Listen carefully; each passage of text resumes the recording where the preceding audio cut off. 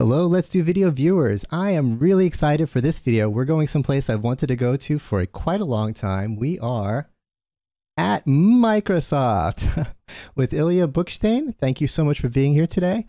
And could you please introduce yourself to our viewers? I think everyone who watches this probably knows you, but just in case. Sure, absolutely. My pleasure to be here. My name's Ilya, and I've got the privilege and pleasure of leading the team's calling and devices areas. So anyone that uses Teams as a cloud phone system, the user experience for that and sort of that business is run by folks in my team. And then all of the purpose-built versions of Teams that run on purpose-built devices. So Teams Rooms, Teams Desk Phones, Teams Calendar Hall displays or panels as we call them, Teams personal devices like Teams displays, so forth. That's all driven out of my team as well. Great. And thanks for being here. And I'm going to want to have you back to talk about voice, to talk about phone. I know you've added that to your title this year, and I'm starting to focus more and more on it. But today, let's stick with video, and let's stick with where I started in video, and I think where you started, which is meeting room video, right? This is, or was, well, I guess still is a lot, is our world.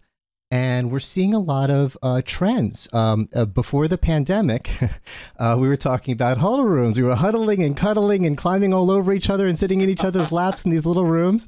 Now we're spread out, but we're still needing to get our Microsoft Teams into our meeting rooms. And we're seeing one thing I'd love, who else better to ask? We're seeing a lot of different form factors. We got video bars, we got interactive touch panels, we got old-fashioned cameras with microphones. And what do you think which ones do you like, and where do you see the market going? Is there a winner, or is it a little bit of everything? Yeah, so I think it's worth kind of talking about the context that we're seeing, which is, boy, is it an interesting time. So as you said, pre-pandemic, the trend was, hey, let's take larger rooms and divide them up and create more huddle spaces, smaller rooms. And yeah, there would still be large rooms that are high visibility and high priority and high impact, but we need lots of smaller rooms. That's where the growth was. And then the pandemic kind of put an end to all kind of that change. Like, it was just, hey, let's see who's going to come into the office and when. And I think we're still a little bit in that state. I would not say we've exited that state, especially in light of, I think I'm safe saying this, the deteriorating macroeconomic climate. Lots of companies are trying to say either let's wait and see what happens, or let's kind of relook at our spending based on what we see today. And so a couple of interesting changes have come out of that. First, and I should say these are broad trends that vary very significantly by geography and industry. I would say in many information worker scenarios, not everyone has come back to the office. Yes. I think that's a fair statement. Now, the not everyone can vary from, 10 to 15% to 50 to 60%, but it's not 100%. In those, in that context, what we're seeing is larger rooms, maybe not as large and fancy as the one you and I are sort of in right now virtually, but larger meeting rooms are getting used more. Kind of makes sense. If there's 3 or 4 people in the office, our first choice is let's go use kind of a nice big room, get lots of space, maybe a little social distancing, but we got lots of space. Why kind of put ourselves into a smaller room? So the rooms that are utilized more right now, we are hearing, are the larger rooms. Also, those rooms tend to already be better equipped, better camera, better audio, etc. So then the priority has sort of swung from let's get all of our huddle spaces equipped to let's get all of our larger rooms really well equipped. Like if we're going to invest anywhere in, let's say, an intelligent camera, let's invest into those rooms that are getting utilized. Um, Actually, it's priority zero is let's get some utilization data. Mm. I have a fascinating thing that I do in all my customer meetings, and if I keep saying this, maybe they'll be ready for it. Every single meeting, I say, how many rooms do you have? All up. And believe it or not, I have never gotten a definitive answer from any customer. They don't even know how many Almost rooms always they have. they can almost always say, well, I can tell you how many Teams rooms. No, how many all up? Okay, well, I can tell you how many Teams rooms and Cisco rooms. No, how many rooms all up? Well, I can tell you how many USB webcams we bought for those other rooms. Okay, but do you know if those webcams are still in there? And at least one customer said, actually, for a fact, I know they're not, because we had an investigation. We found some of the ones we know we bought on eBay. Oh, wow. So, yeah.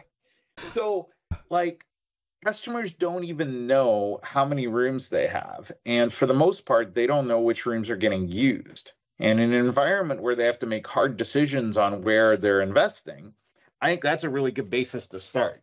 So a lot of what my team is working on right now is let's get customers more insight into, first of all, what rooms do you have? Because even if that room does not have a Teams room, let's say it has a USB, let's say it has just a display. I think I should be able to figure out that that's a room, because when someone plugs a laptop into a display, we can, from Windows, see that it's a larger display. And if we get multiple Teams clients saying they were plugged into, the same PID of device, like we can take a guess and say, hey, David, as an admin, we think this is a room, because not in identifying people by name, but 6 different people running Teams have plugged into the same thing in the last day. Would you like to track it as a room? And once you track it as a room, we can give you some utilization. We can give you utilization, obviously, of course, for Teams rooms. Building off of that, finally coming back to your actual question, I think what we're seeing right now is lots of interest in equipping larger rooms and equipment that's, I'd say, modular and flexible. So several OEMs have kind of the board form factor with camera and audio that can go on a thing that can get wheeled around. That's maybe seen as a more safe investment, even when you don't know how many people are coming to the office on a daily basis. Certainly getting rooms like the one you're in better equipped, really well set up for front row, for example. So wider display, smart camera res. Typically, laws of physics, you can only get so good of a view with one camera, and that what we want to do in combination with our OEMs is every camera that you add, you get a linearly better experience, more views, more intelligence. So adding more cameras, making sure the sound can pick up everyone in the room, not just if they're huddled around the center of the table, because people tend to spread out more if there's, less people in the room. So all of those things kind of have popped up higher in a world where, like I said, we're still sort of seeing how many people will be in what spaces, how often. I will say based on the customer conversations I've had, we don't know how companies will choose to spend their capital and in what time frame. But over time, I'll say, look, even if the number of business meeting rooms in the world shrinks, and I'm not convinced it will, quite honestly, but let's say it shrinks, the remaining number of rooms as a percentage will have to be very highly video enabled. Yeah.